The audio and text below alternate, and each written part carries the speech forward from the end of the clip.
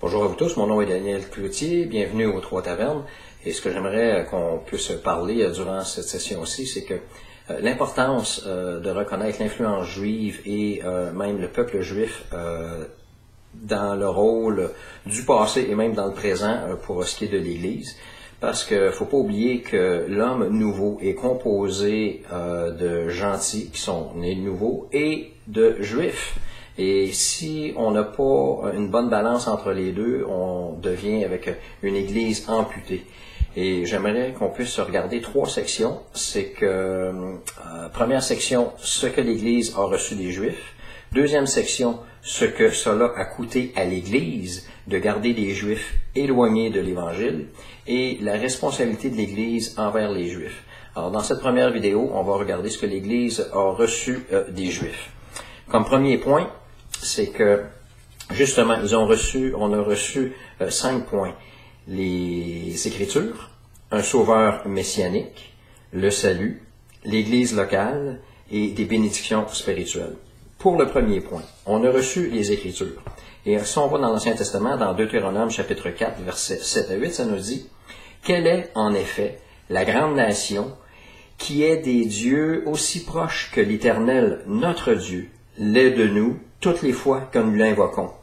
Et quelle est la grande nation qui a des lois et des ordonnances justes, comme toute cette loi que je vous présente aujourd'hui. » Alors, les Juifs sont privilégiés d'avoir eu la loi de Moïse, et en même temps, ça leur a donné une règle de vie, et en même temps, ça leur a permis aussi de voir leur incapacité, et puis qu'il y avait besoin de sacrifices pour régler leur vie avec Dieu, mais tout le conseil de Dieu leur a été donné premièrement à eux. Alors c'est important de savoir la culture, la tradition d'un peuple, de où tes traditions, tes origines viennent. Dans le psaume 147, versets 19 à 20, « L'Éternel révèle sa parole à qui? À Jacob, qui est Israël, ses lois et ses ordonnances à Israël. Il n'a pas agi, regardez ici, là, il n'a pas agi de même pour toutes les nations. Et elles ne connaissent point ses ordonnances. Louez l'Éternel. » Alors on voit que la parole de l'Éternel est spécifiquement adressée aux Juifs. Il y a les oracles de Dieu. Qu'est-ce qu'un oracle? C'est une réponse qu'une divinité donne aux questions des hommes. Alors ici, dans le contexte biblique, c'est Dieu qui donne des réponses aux questions que l'on a. Et dans Romains 3.2, ça dit, en face de l'avantage que les Juifs ont, c'est que cet avantage-là est grand de toute manière. Et tout d'abord en ce que les oracles, ce que Dieu répond, ce que Dieu dit des choses, les oracles de Dieu leur ont été confiés. Puis leur, c'est à Israël. Alors, on voit que Israël est un peuple choisi, et même dans le Nouveau Testament, l'Église n'a pas remplacé la nation juive. C'est d'être aveugle que de ne pas voir l'importance que les Juifs ont sur cette planète présentement. Même les inconvertis, les Juifs, 25% des prix Nobel, c'est les Juifs qui les ont. Et puis c'est pas à cause qu'ils l'ont malhonnêtement, c'est parce qu'ils travaillent et puis qu'ils se posent en derrière, ils valorisent la connaissance. Alors, on voit qu'avec le peuple juif, il y a quelque chose de spécial. Et si on continue, ils ont reçu les alliances. Je disais tantôt la loi de Moïse. Tout le service lévitique, le culte qui se faisait dans leur adoration du Dieu, de leur Dieu, et des promesses. Et dans Romains 9.4, ça dit, « Qui sont Israélites? À qui appartiennent l'adoption, la gloire, les alliances, relié à ça les promesses, la loi de Moïse et le culte, la bonne manière d'adorer Dieu. » C'est le Juif qui a reçu ça. Il ne faut pas nier ça. Alors, donc, les Saintes Écritures sont reçues par et pour les Juifs premièrement, produits par les Juifs, même leur conservation, les rouleaux durant ce temps-là, c'était des scribes qui travaillaient d'une manière très méticuleuse pour garder la révélation que les différents prophètes avaient reçue au travers les âges. Et bien entendu, ces écritures-là, ça nous parle de l'histoire d'Israël, passée et future. Deuxième point de ce que l'Église a reçu des Juifs. On a reçu un sauveur messianique. Mais ses origines sont de où? La Samaritaine et Jésus ont un entretien dans Jean 4,9. Puis la femme samaritaine lui dit, « Comment toi, qui es juif, me demandes-tu à voir à moi, qui suis une femme samaritaine? » Puis là, en parenthèse, les Juifs, en effet, n'ont pas de relation avec les Samaritains. Mais on voit que la Samaritaine reconnaît vraiment Jésus comme étant de nationalité juive. Alors, Jésus-Christ est un Juif. Alors, il faut, quand on étudie son histoire, il s'adresse au peuple en fonction de leur tradition et leur culture, dans différents événements que nous autres, en tant que gentils, ça semble pas à propos de la manière dont il peut répondre ou agir, mais en fonction de l'enseignement spirituel qu'ils reçoivent des rabbins et des pharisiens du judaïsme pharisaïque plutôt, là, Jésus contrecarre ça, mais il faut qu'ils connaissent leur culture, il faut qu'ils connaissent leur tradition, mais il est juif lui-même. Dans Romains 9, versets 3 à 5, ou plutôt le verset 5, et les promesses et les patriarches, et de qui est issu, selon la chair, le Christ. On voit que le Seigneur avait un corps humain ici. Il est membre de la tribu de Juda. Dans Hébreux 7, 14, car il est notoire que notre Seigneur est sorti de Juda.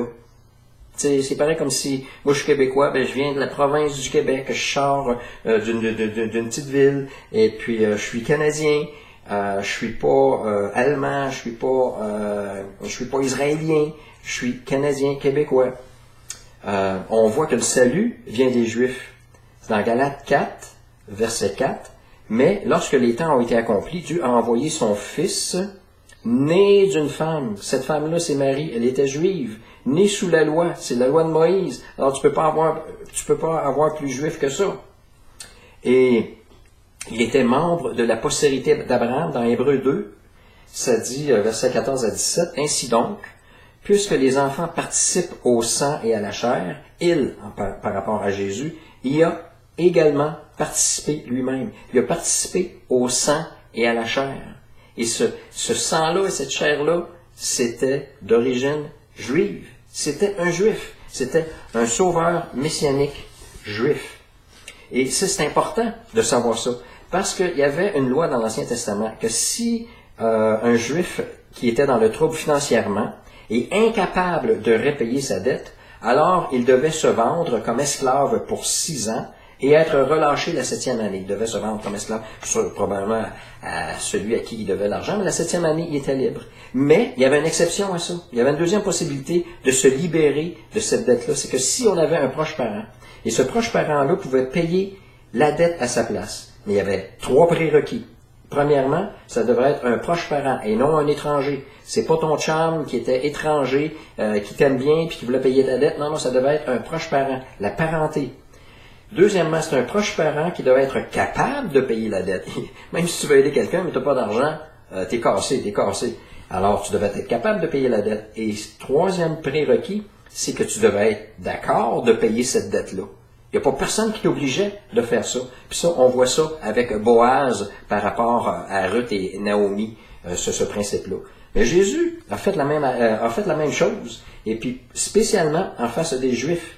Les Juifs qui sont en dette envers la loi de Moïse, vu leur impossibilité à obéir à cette loi-là, sont eux aussi rendus esclaves. Alors donc, l'importance de Jésus de naître en tant que Juif, proche parent, pour premièrement jouer le rôle du proche parent rédempteur, Jésus est Juif, la même parenté, c'est pas un étranger. Deuxièmement, avoir le moyen de payer la rançon par son sang innocent. Et troisièmement, avoir le désir de le faire, car la loi n'obligeait pas de le faire. Et on voit que Jésus, il est mort sur la croix, et Jésus dit lui-même, « Je donne moi-même ma vie, et personne ne me l'enlèvera. » Alors, un troisième point qu'on a reçu, que l'Église a reçu des Juifs, c'est le salut. Et la réponse de Jésus à la Samaritaine, dans Jean 4, 22, ça dit, « Vous adorez ce que vous ne connaissez pas. Nous, c'est Jésus qui parle, nous adorons ce que nous connaissons, car le salut vient des Juifs. » La promesse d'un Messie a été faite aux Juifs. Le plan du salut a été offert aux Juifs en premier. Et les premiers proclamateurs de l'Évangile ont été des Juifs. Alors, dans toute notre étude des Écritures, on doit garder cette prémisse-là de l'influence juive, de connaître le contexte, la tradition, afin de mieux définir et de mieux appliquer à nous, gentils, ce qui ressort des enseignements des Écritures. Quatrième point, ce qu'on a reçu que l'Église a reçu des Juifs, c'est l'Église locale. Surprenant, hein? Mais regardez, le concept de la synagogue locale, pour un Juif, ça faisait partie de ses traditions d'aller dans une synagogue le samedi. Ces Juifs-là se convertissent et ils gardent la même habitude de se rassembler à une journée, maintenant, le dimanche. C'est pas spécifique, là, mais on voit qu'ils se réunissaient souvent le dimanche. Et le principe de l'Église locale, de se réunir en groupe à un moment donné pendant une semaine, ça fait partie de leur tradition. Il n'y avait rien de compliqué là. C'était une suite logique, mais qui était comme sanctifiée, si on peut dire. Le deuxième point, le mot ancien qu'on utilise dans nos assemblées chrétiennes, là, vient des dirigeants de la synagogue. Comparez Acte 4.8 à Acte 14.23.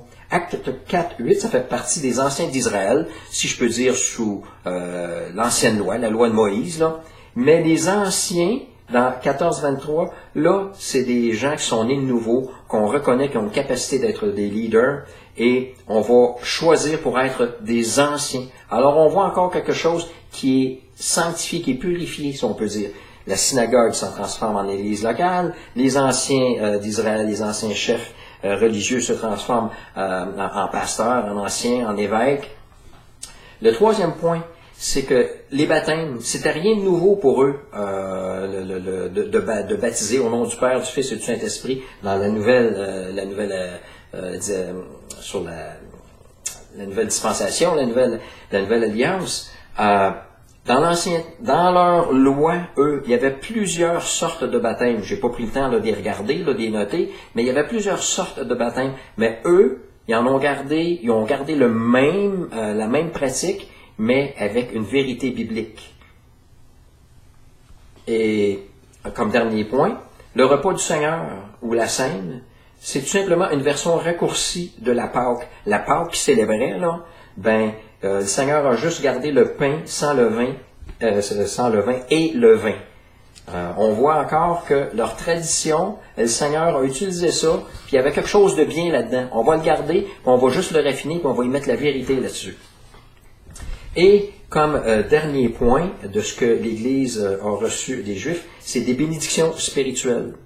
Et ces bénédictions-là, c'est que en tant que gentil, en tant que non-juif, un gentil, c'est un non-juif. On était privé du droit de cité en Israël. Deuxièmement, on était étranger aux alliances de la promesse, entre autres le salut. Et on était sans espérance et sans Dieu dans le monde. Et ça, on a eu accès à ces bénédictions-là à cause de Juifs croyants qui, premièrement, se sont convertis. Et là, maintenant, on est à cause qu'il nous ouvre cette porte-là. C'est sûr qu'il y a eu un rejet du peuple juif et que là, le Seigneur s'est tourné vers les nations. Mais même tout ça, c'était planifié, là. Mais là, on a accès jusqu'à temps que le dernier gentil se convertisse, la porte se referme, si je peux dire, et là, la porte se réouvre pour que les Juifs puissent se convertir et reconnaître que le Messie qui n'avait pas reconnu quand il est venu, c'était lui la réponse, et ils vont se convertir là, dans les 3 derniers jours de la grande tribulation. Mais il y a un principe là-dedans, c'est qu'on voit tellement que les Juifs ont contribué spirituellement et même matériellement à l'humanité. Et on voit dans Romains 15-26, c'est car la Macédoine et l'Achaïe ont bien voulu s'imposer une contribution en faveur des pauvres parmi les saints de Jérusalem. Il y avait des Juifs qui étaient pauvres à Jérusalem. Puis en 15-27, ça dit, Romains 15-27, elles l'ont bien voulu, la Macédoine et l'Achaïe, et elle leur devait, car si les païens ont eu part à leur avantage spirituel, aux Juifs, ils doivent aussi assister les Juifs dans les choses temporelles. Alors, voyez-vous l'importance que l'Église a, même d'aider des Juifs, même des Juifs qui sont pauvres, même, je dirais, qui ne sont pas convertis. Ça ne va que contribuer à avoir une Église équilibrée, d'avoir des croyants juifs et des croyants gentils ensemble et qui vont marcher vers un même but, c'est de glorifier Dieu le Père, d'élever Jésus-Christ comme étant le chemin, la vie, la vérité, et par la puissance du Saint-Esprit. Mais on a fait une division maintenant qu'il y a certains prédicateurs qui disent que l'Église a remplacé Israël et que Israël n'a plus sa place aujourd'hui. C'est de tordre les Écritures, c'est de pas prendre le texte de façon littérale. Et on voit que les Juifs, depuis qu'ils ont été créés en tant que nation, ils ont toujours eu leur place. Et même dans l'Apocalypse, ils vont jouer encore un grand rôle. Ça va être 144 000 Juifs qui vont évangéliser la planète. Alors, c'est pas vrai que l'Église a remplacé. L'Église a été comme greffée à l'arbre, je me souviens pas quel arbre, là, mais qui représente moi je pourrais dire là, que Jésus est la base et puis que les Juifs sont branchés sur Jésus et que nous autres on est branchés à eux. Mais qu'on n'ait pas l'orgueil de dire qu'on est supérieur ou que Israël a été retranché. Alors dans les deuxième et troisième sections, on va parler de deuxième section, ce que cela a coûté à l'Église de garder les Juifs éloignés de l'Évangile, et la troisième section, la responsabilité de l'Église envers les Juifs. Merci, bonne journée.